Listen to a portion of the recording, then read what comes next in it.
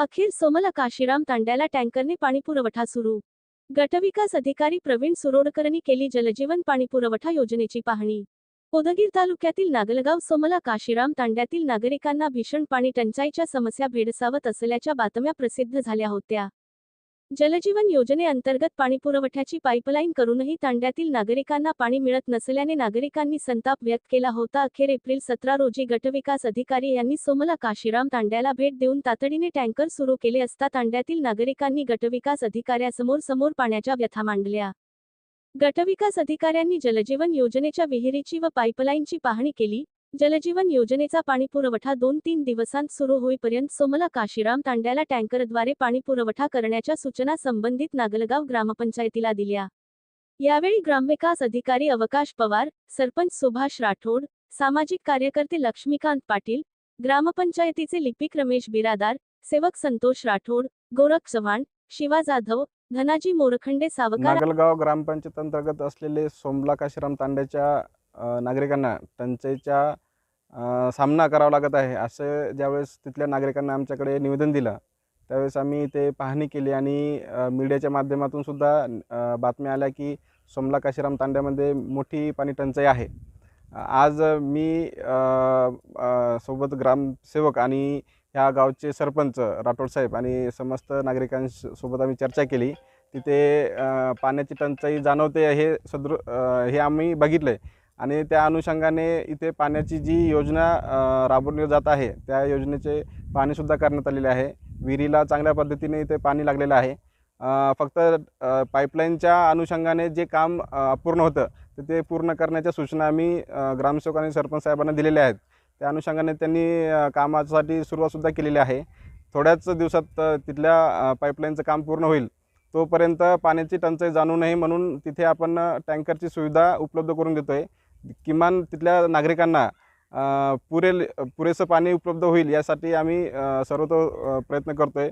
तसेच आपल्या मतदारसंघातले लोकप्रिय आमदार बनसोडे साहेबांच्या सुद्धा सूचना आम्हाला प्राप्त झाल्या होत्या। त्यांनी सुद्धा ह्या टंचाईच्या अनुषंगाने पाहणी करून तिथली उपाययोजना करण्यासाठी आम्हाला काल सूचना दिल्यात। त्यांच्यासुद्धा सूचनांचं पालन करून आज आम्ही ते पाहणी करतोय आणि लवकरच ह्या तांड्याचं पाणी प्रश्न हा कायमचा सुटेल अशा स्वरूपाचं काम ह्या योजनेचं येत्या 2 ते 3 दिवसात पूर्ण करण्याच्या सूचना आम्ही दिलेल्या आहेत। आणि तोपर्यंत नागरिकांनी जे टँकरच्याद्वारे पाणी पुरवठा होणार आहे तर तो टँकरचा पाणी पुरवठा व्यवस्थित वापरावा। टंचाईचा कालावधी आहे, पाण्याचा वापर हा जपून करावा। तसेच आपल्या आजूबाजूच्या तळ्यातले जे काही शेतकरी आहेत तर त्यांनीसुद्धा पाण्याचा उपसा हा कमी करावा, जेणेकरून येणाऱ्या पुढच्या टंचाईच्या कालावधीमध्ये आपल्याला हे पाणी पिण्यासाठी आणि वापरण्यासाठी आपल्याला पुरेसं होईल ही सर्वांनी दक्षता घ्यायची आहे। आमच्या तंड्याला नळ केल्यात सरपंच साहेबांनी, तलाठी साहेबांनी, पण आमच्या तंड्याला पाण्याची सोय नाही सर। पाण्याची सोय नाही म्हणून आम्ही परवा दिवशी आलते, आज बीडो साहेब आलते तर पाण्याचे टँकर चालू केल्यात। का किती दिवस येते का नाही एवढं काही माहीत नाही। माझं नाव झिमाबाई चव्हाण, तांडा काशीराम तांडा। माझे नाव चव्हाण योगेश अंकुश, मी काशीराम तांड्यातून राहतो। आमच्या तांड्यात 3 वर्ष झाले साहेब पाण्याची टंचाई चालू आहे।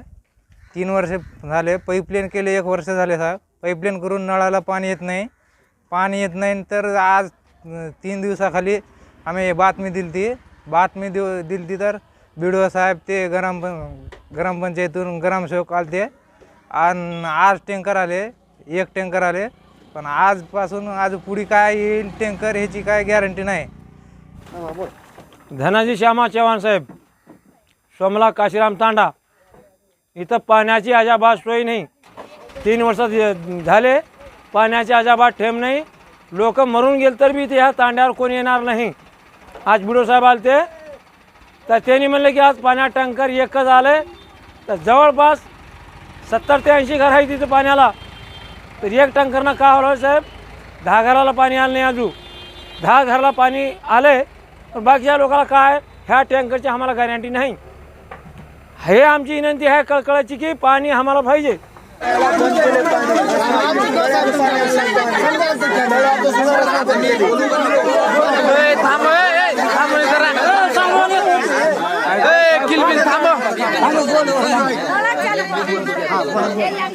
काय झाले विशेष या कामावर विश्वास राहिला टाकी जागा आहे पण रस्त्याची जी जागा इश्यू आहे ना तर ते तुम्हाला सॉल्व्ह करावं लागेल बरं का. जर कोणी आडवाडीव करत असेल रस्त्याला तर तुम्हाला सांगावं लागेल. अरे बाबा मग तेच आहे दोन एखाद्या वेळेस सर लागले तर दोन द्या एवढं 100% दुसरं काही नाही. तुमचं काम सुरू द्या कारण एवढं आम्हाला माहित आहे शासकीय कामाला वेळ लागतो कागद लागतो शेती निवडा तुमच्या पद्धतीने तुम्ही करा. तुम्हाला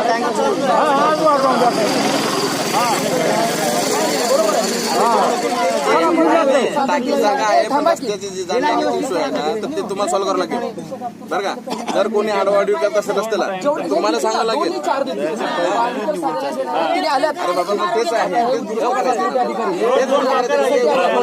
दोन एखाद्या वेळेस सर लागले तर दोन द्या एवढं 100% दुसरं काही नाही. तुमचं काम सुरू द्या कारण एवढं आम्हाला माहित आहे शासकीय कामाला वेळ लागतो कागद लागतो शेती निवडा तुमच्या पद्धतीने तुम्ही करा. तुम्हाला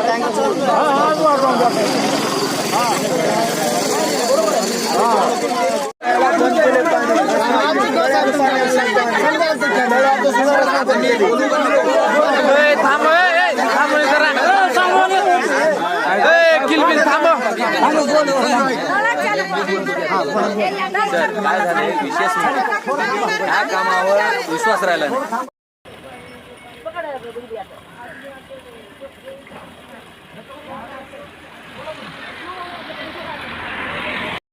चाल